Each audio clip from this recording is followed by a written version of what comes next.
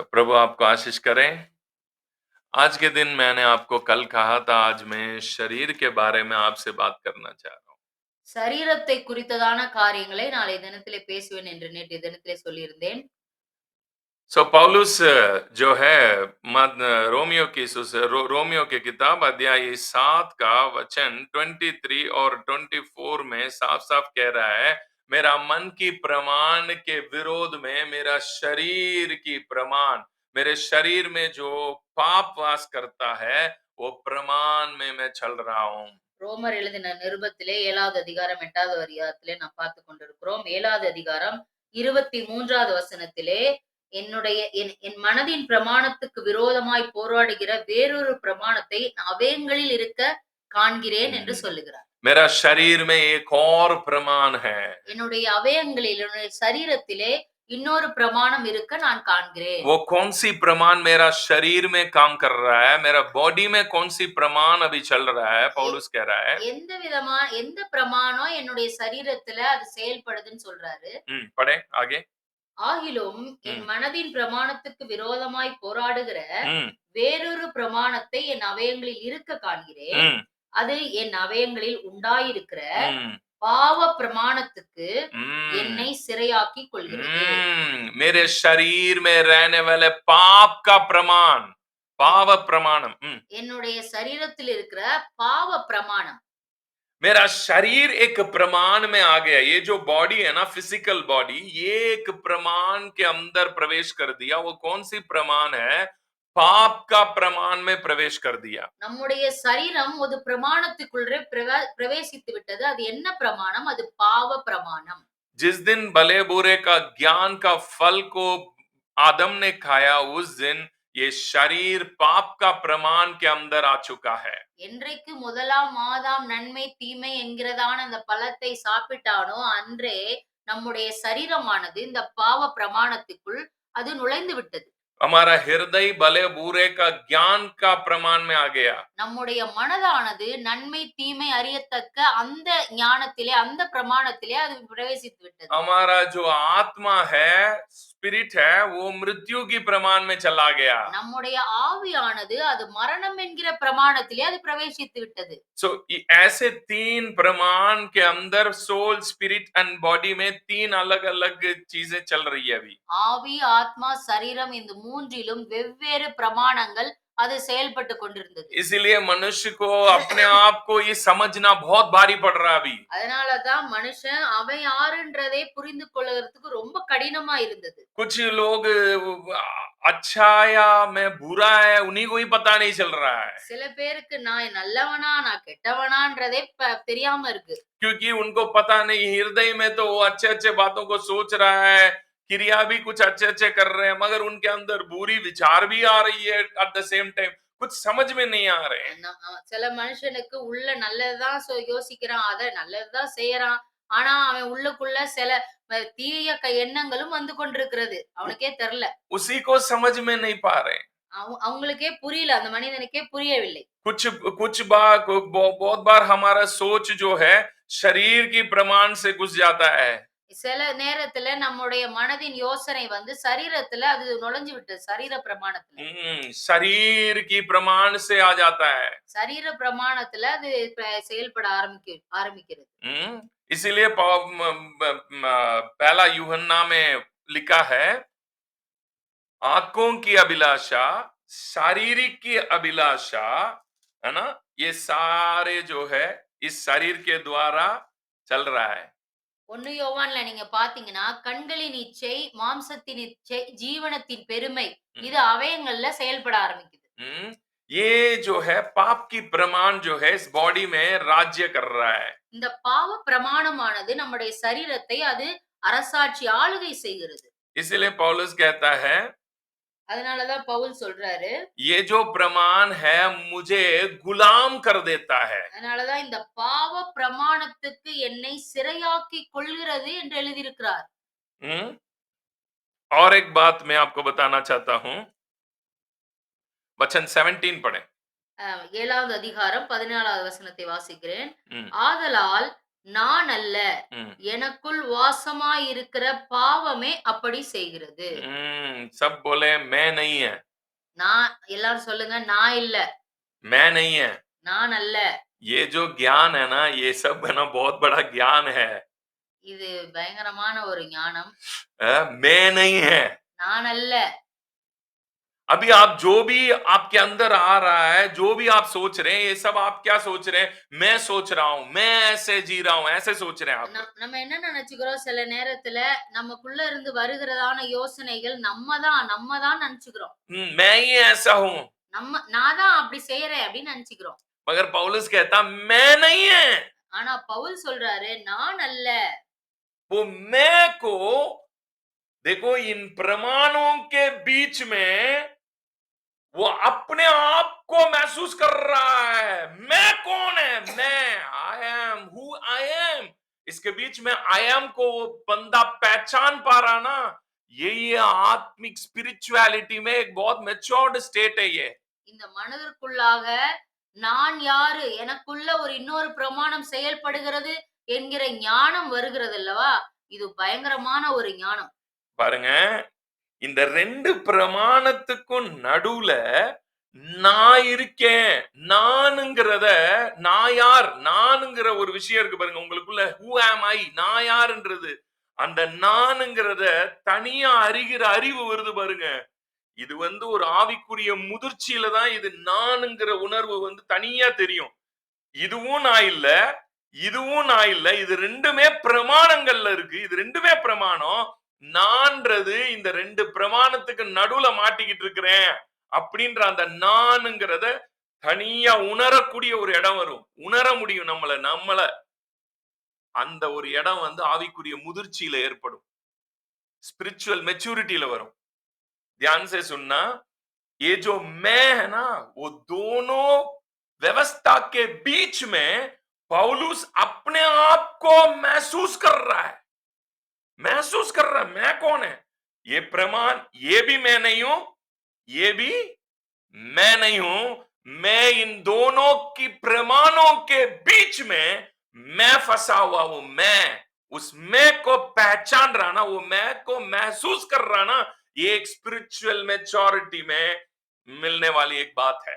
இந்த 2 பிரமாணங்களுக்கு நடுவுல எனக்குள்ள இருக்கிற இந்த 2 பிரமாணத்துக்கு நடுவுல நான் இருக்கிறேன், நான் தான் இங்கே இருக்கிறேன் என்கிற அறிவு, இது ஒரு ஆவிக்குரிய முதிர்ச்சியை குறிக்கிறது. I am feeling, I am who I am, knowing who I am. நான் யாரு என்கிற, நான் எங்கே இருக்கிறேன் என்கிற அறிவு. So बहुत बार लोगों को इन बातों को पहचान ही नहीं पा रहे। நெறைய நேரங்கள்ல இந்த காரியங்கள யாராலயும் புரிந்து கொள்ள முடியவில்லை. उनको वो कौन है पता ही नहीं है। அவங்க யாருன்னு அவங்களுக்கே தெரியல. वो सोचते हैं इस प्रमाण में जो चलता है ये यही हूं मैं, या इस प्रमाण में चलता है यही हूं मैं। दोनों प्रमाण के बीच में मैं हूं। இந்த பிரமாணத்துல இப்ப இந்த பிரமாணத்துல போய்க்கிட்டேன் இதான் நானு. இந்த பிரமாணத்துல போய்க்கிட்டேன் இதான் நானு. இந்த 2 பிரமாணம் இல்ல. இந்த 2 பிரமாணத்துக்கு இடையில இருக்கிறது தான் நானு. इसीलिए पौलुस कहता मैं नहीं हूं। அதனால தான் பவுல் சொல்றாரு, நான் அல்ல. सब बोलिए मैं नहीं हूं। எல்லாரும் சொல்லுங்க, நான் அல்ல. मैं नहीं हूं। நான் அல்ல. ये तभी आप महसूस कर सकते हैं इन बातों को, जब आप डीप स्पिरिचुअल एक्सपीरियंसेस के अंदर प्रवेश करेंगे, तभी पहचान सकते இது हैं। எப்ப உங்களால உணர முடியும்? எப்ப நீங்க ஃபீல் பண்ண முடியும்னா, நீங்க ஒரு ஆழமான ஆவிக்குரிய காரியங்கள், ஆவிக்குரியவர்களாக நீங்கள் மாறும் பொழுது தான் இப்படிப்பட்ட ஃபீலிங்ஸ் உங்களுக்கு வரும். सो अब आपका बॉडी में पाप का प्रमाण है, बॉडी पाप का प्रमाण में है। உங்களுடைய சரீரமானது பாவ பிரமாணத்தில் இருக்கிறது. हम्म, आत्मा मृत्यु के प्रमाण में, ஆவி மரண பிரமாணத்தில் இருக்கிறது. मन जो है बहुत ही एक्टिव में चल रहा है, कौन सी प्रमाण में? भले बुरे भले बुरे भले बुरे। மனதானது நன்மை தீமை நன்மை தீமை நன்மை தீமை மிக வேகமாக செயல்பட்டு கொண்டிருக்கிறது. हैं? अभी ये तीनों प्रमाणों में बदलाव आ रही है मसीह यीशु में। கிறிஸ்துவுக்குள்ளாக நீங்கள் வரும்பொழுது உங்களுடைய எல்லா பிரமாணங்களும் உங்களுடைய 3 பகுதிகளிலும் மாற்றங்கள் வருகிறது. इसीलिए पौलुस लिखता है बॉडी में क्या हुआ मसीह यीशु में हमें। கிறிஸ்துவுக்குள்ளாக நம்முடைய சரீரமானது எப்படி மாறுகிறது? वचन 3 पढ़े, रोमियो 8 का 3 पढ़े अभी। நம்ம 8வது அதிகாரம் ரோமர் எழுதின நிருபம் 8வது அதிகாரம் 3வது வசனம். पढ़े। அது எப்படி எனில் மாம்சத்தினாலே பலவீனமாய் இருந்த நியாயப்பிரமாணம் செய்யக்கூடாததை தேவனே செய்யும்படிக்கு தம்முடைய குமாரனை पाव मांसத்தின் சாயலாகவும் अपने पुत्र को पिता ने कौन सी स्वरूप में भेजा? इस बॉडी में कौन सी बॉडी में यीशु मसीह आया? இந்த சரீரத்துல எப்படிப்பட்ட ஒரு शरीरத்துல சரீரத்துல வந்தாரு? पाप की स्वरूप में है ना, पाप की பாவ மாம்சத்தின் சாயலாகவும் பாவத்தை போக்கும் பலியாகவும் அனுப்பி மாம்சத்திலே பாவத்தை ஆக்கினைக்குள்ளாக தீர்த்தார். मांसतिले पावते आज्ञानेकुल्लाग तीर्तार। हिंदी में पढ़े इस वचन को, ये वचन बहुत ही इंपॉर्टेंट वचन है, पढ़े हिंदी में पढ़े। ज्योति है जी 8 का 3 पढ़े बेटी। क्योंकि जो काम व्यवस्था शरीर के कारण दुर्बल होकर ना कर सकी उसको परमेश्वर ने किया, अर्थात अपने ही पुत्र को पाप में शरीर की समानता में और पाप बलि होने के लिए भेजकर शरीर में पाप पर दंड की आज्ञा दी। पाप पर शरीर में दंड की आज्ञा दिया। மாம்சத்திலே பாவத்தை ஆக்கினைக்குள்ளாக தீர்த்தார். यीशु मसीह का शरीर जब क्रूस में है ना, क्रूस में जब यीशु मसीह का शरीर चढ़ाया गया, उसके हाथों में पैरों में कील ठोक दिया गया, उसका पूरा शरीर जब टुकड़ा दिया गया, இயேசு கிறிஸ்து சிலுவையிலே அறையப்படும்போது அவருடைய கை கால்கள் அவருடைய சரீரம் அது அவர் அடிக்கப்படும்போது, it's not just a body of a man, it's a body of the second Adam. அவர் வெறும் சரீரமாக அவர் தொங்கப்படவில்லை, அவர் இரண்டாம் ஆதாமாக தொங்கினார். पहला आदम के द्वारा ये शरीर में जो प्रमाण, पाप का प्रमाण आया, वो पाप का प्रमाण को क्रूस में दंड की आज्ञा दिया। पाप को क्या कर दिया? दंड की आज्ञा दिया है। முதலாம் ஆதாமுடைய அந்த பிரமாணத்தை கல்வாரி சிலுவையிலே மாம்சத்திலே பாவத்தை ஆக்கினைக்குள்ளாக தீர்த்தார். When Jesus Christ, the body of Jesus Christ, यीशु मसीह का जो शरीर क्रूस में मारा गया, पाप जो इस बॉडी के ऊपर राज्य कर रहा था, हम सबको गुलाम करके रखा था, जो सिंफुल नेचर जो इस बॉडी के साथ जुड़ा हुआ था, वो क्या किया गया? वो पाप को दंड दिया गया, पापियों को नहीं, पाप को दंड दिया गया। ध्यान से सुनना इन वचनों को। முதலாம் ஆதாமினால் நம்முடைய எல்லா சரீரங்களும் பாவ பிரமாணத்திலே அகப்பட்டிருந்தது. அந்த பாவ மாம்சத்தை அவர் கல்வாரி சிலுவையிலே ஆக்கினைக்குள்ளாக அவர் தீர்த்து விட்டார். पापियों को दंड नहीं दिया, पाप को दंड की आज्ञा दिया। பாவிகளை தண்டிக்கவில்லை, பாவத்தை ஆக்கினைக்குள்ளாக தீர்த்தார். Sin was condemned on the cross. பாவம் அது ஆக்கினைக்குள்ளாக தீர்க்கப்பட்டது சிலுவையிலே. So आपके बॉडी में जो पाप की प्रमाण जो राज्य कर रहा था, उसको मसीह यीशु ने क्रूस में उस प्रमाण को क्या कर दिया? छुटकारा दे दिया. உங்களுடைய சரீரத்திலே அந்த பாவ பிரமாணத்தை கல்வாரி சிலுவையிலே மாம்சத்திலே பாவத்தை ஆக்கினைக்குள்ளாக இயேசு கிறிஸ்து தீர்த்து விட்டார். अब ये शरीर पाप का प्रमाण में नहीं है. இந்த சரீரமானது பாவ பிரமாணத்தில் இல்லை. शरीर अभी क्या बन गया? अभी पहले पाप इस शरीर को राज्य कर रहा था. நம்முடைய முதலாம் ஆதாமினால் நம்முடைய சரீரம் பாவ பிரமாணத்திலே அது சிறையாக்கப்பட்டிருந்தது. इसलिए हम इस बॉडी जिस प्रमाण में था उस प्रमाण में हम भी है ना जुड़े हुए थे. நம்ம இந்த பாவ பிரமாணத்துக்கு நம்ம சிறையாகி இருந்தோம். अब ये जो बॉडी है ये पाप की प्रमाण में नहीं है. இந்த சரீரமானது அது பாவ பிரமாணத்தில் இல்லை. यीशु मसीह को जिस दिन मैंने विश्वास किया उस दिन मेरा शरीर पाप का प्रमाण से छुटकारा हो गया.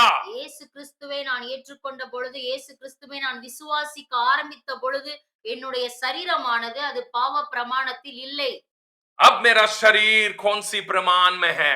இப்ப என்னோட சரீரமானது எந்த பிரமாணத்தில் செயல்பட்டு கொண்டிருக்கிறது? धार्मिकता का प्रमाण में चल रहा है. நீதியின் பிரமாணத்தில் செயல்பட்டு मेरा हर एक अंग धार्मिकता से भरा हुआ है. என்னுடைய ஒவ்வொரு அவயங்களும் நீதியினாலே நிரப்பப்பட்டிருக்கிறது. आइए पढ़ते हैं रोमियो का 6. स्पेशली बॉडी के बारे में पौलुस जो है 6 में बहुत अच्छा से बात कर रहा है. சரீரத்தை குறித்ததான காரியத்தை பவுல் 6வது அதிகாரத்திலே மிகவும் தெளிவாக எழுதியிருக்கிறார். வாசிப்போம் 6வது அதிகாரம் 13 वचन 13 पूरा ही पौलुस बॉडी के बारे में बात कर रहा है. वचन 13 முழு அதிகாரத்திலும் அப்படி அதுதான் எழுதியிருக்கிறார். 13வது வசனம். நீங்கள் உங்கள் அவயங்களை அநீதியின் ஆயுதங்களாக பாவத்திற்கு ஒப்புக்கொடாமல் உங்களை மரித்தோரிலிருந்து பிழைத்திருக்கிறவர்களாக தேவனுக்கு ஒப்பு கொடுத்து உங்கள் அவயங்களை நீதிக்குரிய ஆயுதங்களாக தேவனுக்கு ஒப்பு கொடுங்கள். वचन 14 भी पढ़े. 14வது வசனம். நீங்கள் நியாய பிரமாணத்திற்கு கீழ்ப்பட்டிராமல் கிருபைக்கு கீழ்ப்பட்டிருக்கிறபடியால் பாவம் உங்களை மேற்கொள்ள மாட்டாது. वचन पढ़े हिंदी में पढ़े 13 और 14 6 का 13 और 14. और ना अपने अंगों को अधर्म के हथियार होने के लिए पाप को सौंपो, पर अपने आप को मरे हुओं में से जी उठा हुआ जानकर परमेश्वर को सौंपो, और अपने अंगों को धर्म के हथियार होने के लिए परमेश्वर को सौंपो. तब तुम पर पाप की प्रभुता ना होगी, क्योंकि तुम व्यवस्था के अधीन नहीं वरन अनुग्रह के अधीन हो. आपका जो शरीर है ये बिल्कुल अभी पाप का प्रमाण में है ही नहीं है. நீங்க நம்முடைய சரீரமானது இப்பொழுது பாவ பிரமாணத்தில் அது இல்லவே இல்லை. पहला आदम ने इस शरीर को पाप की प्रमाण में डाला. अब यीशु मसीह इस शरीर को धार्मिकता से भर दिया. இந்த முதலாம் ஆதாமினால் நம்ம சரீரமானது பாவ பிரமாணத்தில் அது நுழைந்து விட்டது. ஆனால் கிறிஸ்து இயேசுவுக்குள்ளாக இயேசு கிறிஸ்து நம்முடைய சரீரத்தை நீதியின் பிரமாணத்திலே அவர் நிரப்பி விட்டார்.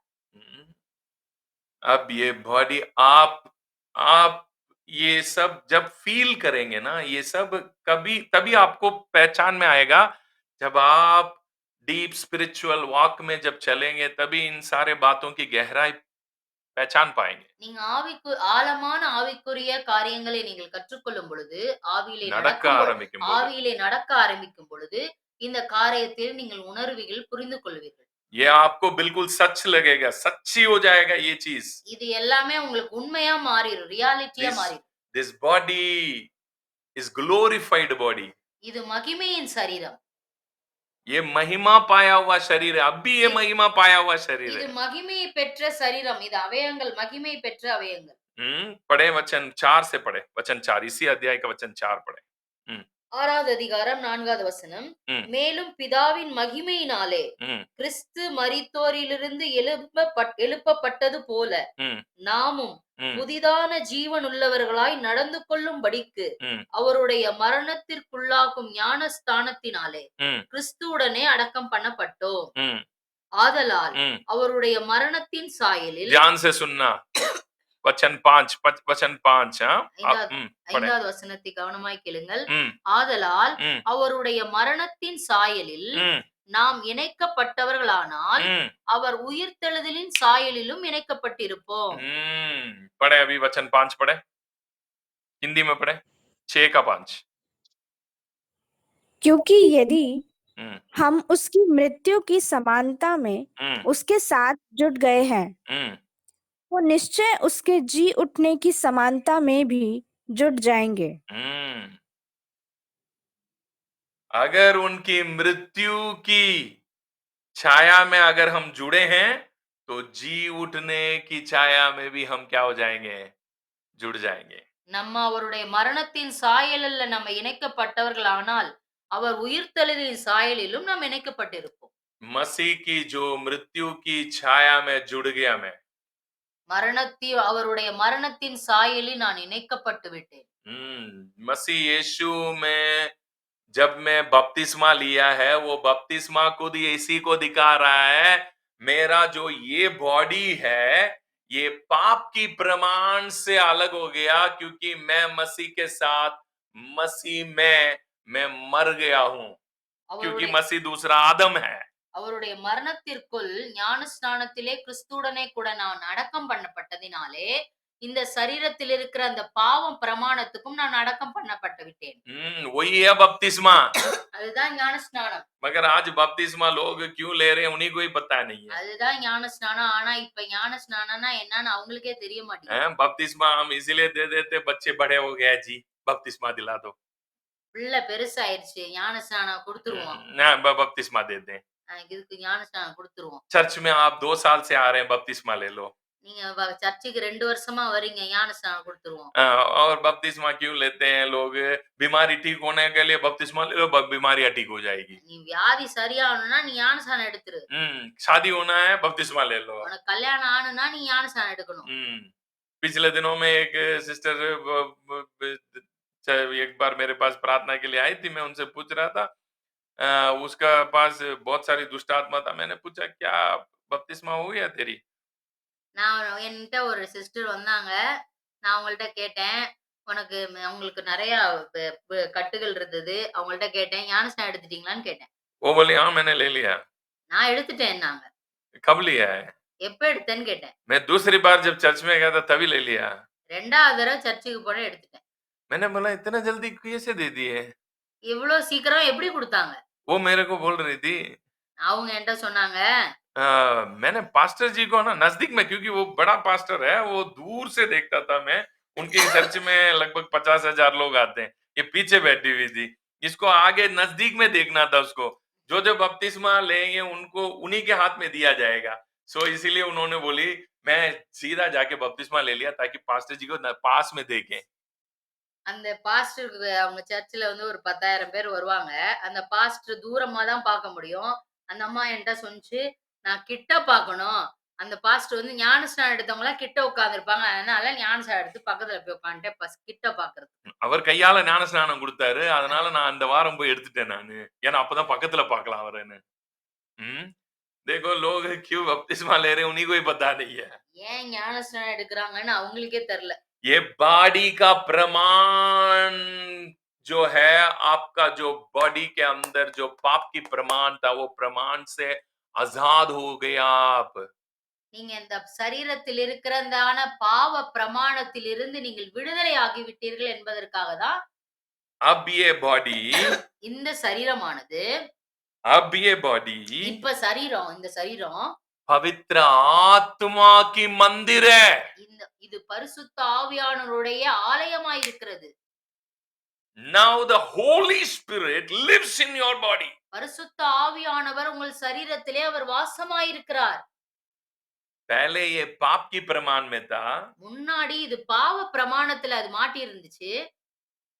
जिस दिन मसीह हमारे लिए क्रूस में मरा, என்னைக்கு நம்முடைய இயேசு கிறிஸ்து நமக்காக கல்வாரி சிலுவையிலே அடிக்கப்பட்டாரோ, उस दिन पाप जो है, पाप के ऊपर दंड की आज्ञा दिया उनका शरीर में।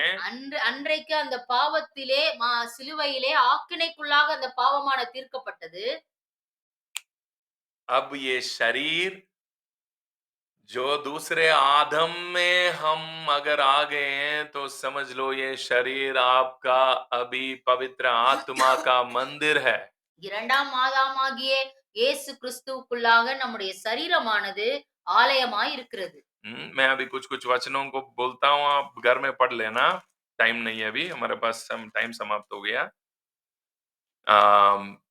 दूसरा कोरिन्थियुस 2 கொரிந்தியர் अध्याय 4 4வது அதிகாரம் वचन 11 10 10 11 10வது வசனம் 11வது வசனம். अभी पढ़ने का जरूरत नहीं है, वासिंग लिख है। के रख दो, घर में पढ़ ले ये 2 सारे वचन। கொரிந்தியர் 4வது அதிகாரம் 10வது வசனம் 11வது வசனம். सो ये सब पौलुस क्यों कह रहा है? फॉर कुछ लोगों को ये सारे संदेश एक संदेश है, कुछ लोगों को ये अनुभव है, it's experience, we experience what is written here. சில பேருக்கு இது வந்து ஒரு செய்தி, சில பேருக்கு இது அனுபவம். जो एक्सपीरियंस में है யாரெல்லாம் அனுபவத்துல இருக்கிறார்களோ उनके लिए ये वचन जीवित है, जिंदा है। இந்த வசனமானது அது உயிருள்ளதா இருக்கிறது. जिनके लिए ये सिर्फ संदेश है, யாருக்கெல்லாம் இது செய்தியா இருக்கோ वो अब तक इस अनुभव के अंदर प्रवेश नहीं करें। அது வந்து இதுவரையும் அவங்க அந்த அனுபவத்துக்குள்ள வரலன்னு அர்த்தம். ये बॉडी ग्लोरिफाइड हो चुकी இந்த है, சரீரமானது மகிமை அடைந்து விட்டது. क्योंकि इसमें जिस दिन पवित्र आत्मा वास करने के लिए आ गया, उस दिन ये शरीर महिमा पाया, इसीलिए पवित्र आत्मा इसमें वास कर रहा है। இந்த பரிசுத்த ஆவியானவர் என்றைக்கு உங்கள் இருதயத்தில் வாசம் உங்க பண்ணுகிறாரோ, சரீரத்திலே. சரீரத்திலே வாசம் பண்ணுகிறாரோ, அன்றைக்கே உங்கள் சரீரமானது மகிமை அடைந்து விட்டது. Amen. ஆமென். प्रभु आपको बहुत ब्लेस करे। God bless you. Have a nice day. कल के दिन मिलेंगे।